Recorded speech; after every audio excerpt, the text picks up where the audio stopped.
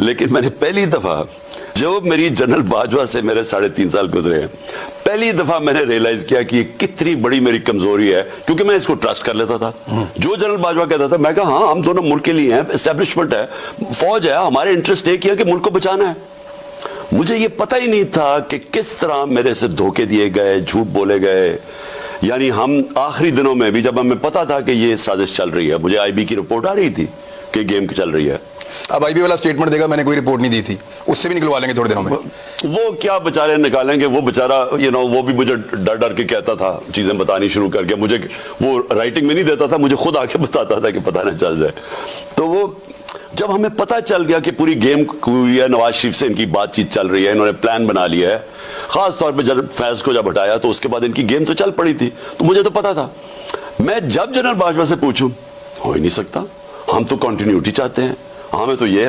میں نے جب آخر میں جب مجھے پتا چلا کہ یہ، میں نے ان سے یہ پوچھا بھی، میں نے کہا دیکھیں مجھے یہ بتا دیں، وہ میرے اسلام آباد کے گھر میں، میں نے کہا مجھے یہ بتا دیں کہ ہمارے سارے اتحادی، ہمارے جو لوگ اپنے ایم این ایز ہیں، وہ سب کو انڈیکیشن یہ دے رہے ہیں کہ فوج چاہتی ہے کہ آپ ادھر چلے جائیں.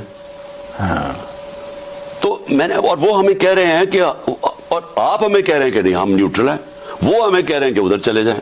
ایم کیو ایم کے لوگوں نے ہمیں چپ دبی دبے لفظوں میں ساروں نے کہا. وہ بیت تو کنٹرول میں ہی ان کے تھی، وہ شزان بھگتی تو ان کے بغیر ہلتا ہی نہیں تھا. تو ہمیں تو پتا، تو ہم حیران کہ یہ مجھے کہہ رہے ہیں کہ کچھ نہیں ہے، ادھر سے اور سگنل مل رہے ہیں. میں نے ان کو کہا کہ یہ سمجھ جائیں کہ اگر آپ نے اس وقت گورنمنٹ کو ہٹا دیا اور پولیٹیکل انسٹیبلٹی آ گئی تو میں آپ کو بتا رہا ہوں کہ کوئی نہیں سنبھال سکے گا آپ کی اکانومی کو، اور خاص طور پہ یہ چور تو نہیں سنبھال سکیں گے.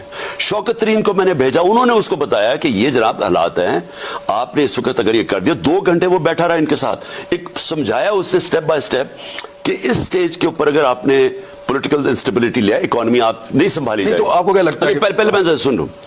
اس کو بھی کہا کہ فکر ہی نہ کرو، کنٹینیوٹی رہے گی. مجھے بھی کہا فکر. میں نے ان کو پھر ایک دن کہا، میں نے کہا دیکھیں مجھے یہ پتا ہے کہ اب ہمیں سارا واضح ہو گیا کہ آپ نیوٹرل نہیں ہیں، آپ ان کی طرف کہہ رہے ہیں کہ ادھر چلے جائیں.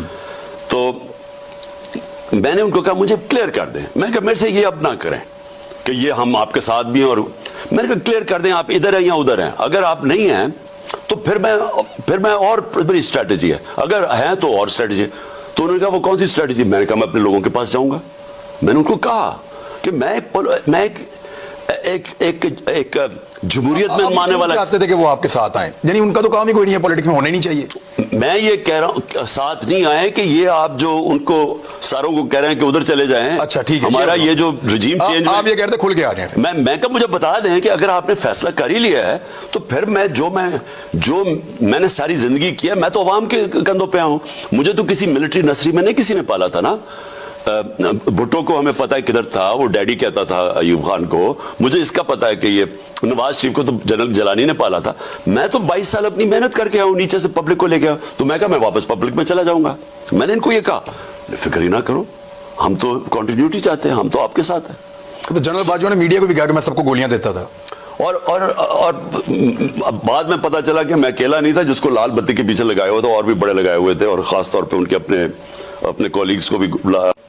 مونس الائی کو غلط فہمی ہے اس بارے میں کہ اسٹیبلشمنٹ نیوٹرل ہے، یا اسٹیبلشمنٹ آپ کے ساتھ کھڑی تھی جب آپ کی حکومت جا رہی تھی؟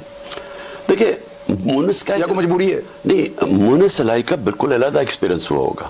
ٹھیک ہے، دیکھیں نا، ہو سکتا ہے ان کو کچھ اور کہا گیا ہو. نہیں، ان کو کہا گیا ہوگا کہ پی ٹی آئی کے ساتھ چلو، لیکن وہ دوسرا والا جو چلا گیا نون لیگ میں، اس کو بھی کہا ہوگا کہ ادھر چلے جاؤ. اچھا، ادھر بھی نمبر پورے کر دیے. تو یہ جو ڈبل گیم چل رہی تھی، ویسے میں آپ کو بتاؤں جتنی ڈبل گیم جنرل باجوہ نے کھیلی ہے نا، یعنی وہ کبھی کسی کو کچھ کہے، ہمارے اپنے لوگوں کو کسی کو کوئی پیغام جا رہا ہے، کسی کو کوئی اور جا رہا ہے. عجیب اس کی ویسے ایٹیٹیوڈ دیکھیں. لیکن ہوا کیا اینڈ میں؟ فائدہ تو نہیں ہوا نا، ایکسپوز تو ہو گئے. اب یہ جو ذلت انسان تو نہیں دے سکتا نا. مجھے یہ بتائیں کہ ہم اللہ میں ماننے والے جو لوگ ہیں، ہمارا ایمان، عزت اور ذلت اس کے ہاتھ میں نا. مجھے یہ بتائیں کہ مجھے تو اصولاً جو انہوں نے کیا تھا میرے ساتھ، جو میں ایک ڈائری اٹھا کے نکلا تھا پی ایم ہاؤس سے، اس کے بعد اصولاً مجھے ذلیل ہو جانا چاہیے تھا. ہوا کیا؟ مجھے اللہ نے وہ عزت دی جو میری زندگی میں تصور نہیں تھا ایسی ملے گی. تو اس سے تو آپ کو واضح ہو جانا چاہیے نا کہ اوپر والے کے ہاتھ میں سب کچھ بے شک ہے. اللہ آپ جو مرضی کر لیں, فیصلہ وہ آپ کے اعمال کے اوپر کرتا ہے. بے شک اس میں کسی کے تو اعمال غلط تھے نا جو کہ ذلت میں نیت کے اوپر اللہ تعالیٰ. اچھا